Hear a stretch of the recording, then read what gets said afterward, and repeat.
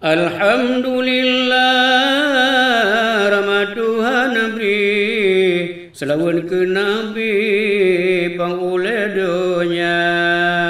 pengelola Promkes petugas gizi salim ulun beri di mana saja haba kalinya lucu barawi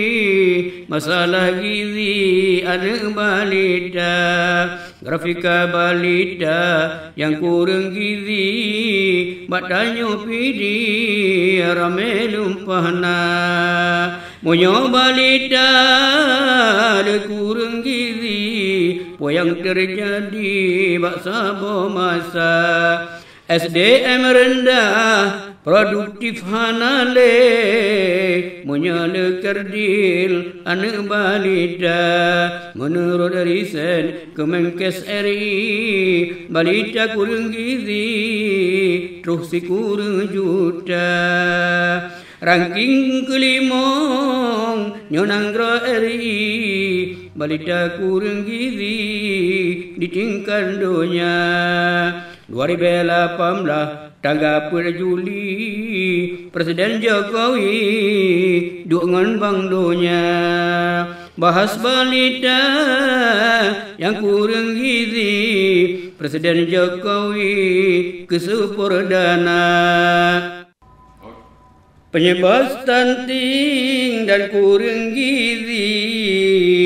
asupan ASI kurang sempurna ladong hanapeng gasin sekali ngonsi raca beribu balita balita miskin yang kurang gizi wajar sekali makanan hana yang cukup aneh han eda pikir na urang gizi ane min kaya yang cukup aneh han aku pikir na kurang gizi ane min kaya yo masa hamil hana peduli sampai kalahiran dom periksa ladum nasi tun umusi bayi kahamil lagi di masih darah tanya ane baik lagi bude asai kalahi anale jaga ane bercarong mak pih betari nedamang kabe program sejahtera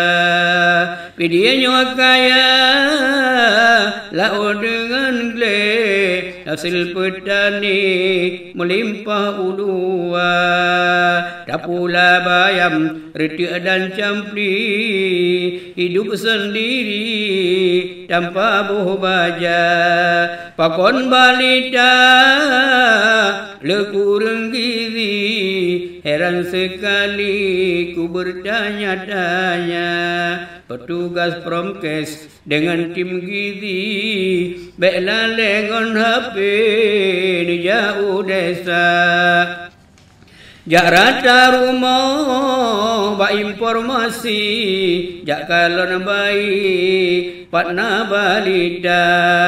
bak kakak miskin bineh laut gle bekna yang tua yang na balita beri penyuluhan busaban sabe makanan bergizi yo beri balita tagun bayam bek gadoh gizi bek dagun sawi 8 jam lama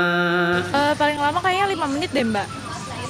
soalnya kan di dalam bayam itu banyak zatnya ya terutama vitamin-vitaminnya zat besinya kalau terlalu lama dia akan berkurang gitu apabila Anda olah dalam waktu yang lama di atas 5 menit dengan api yang besar itu pastinya akan merusak kandungan gizi dari bayam itu sendiri. Wahai pemalon masih gompidi sejak ayu hamil nija parisa olahe ane tapan tau sabe serimbai hari kehidupan pertama. Abu Syidanya Bupati PD Puudip Pos Candu Yucok Peng Desa Kegaji kader dan blok PMT kader Pos Candu aktif semua. Hanya di sini saya akhiri, ketemu lagi di lain tema. Terima kasih ke tim redaksi, tiada hari tanpa bekerja.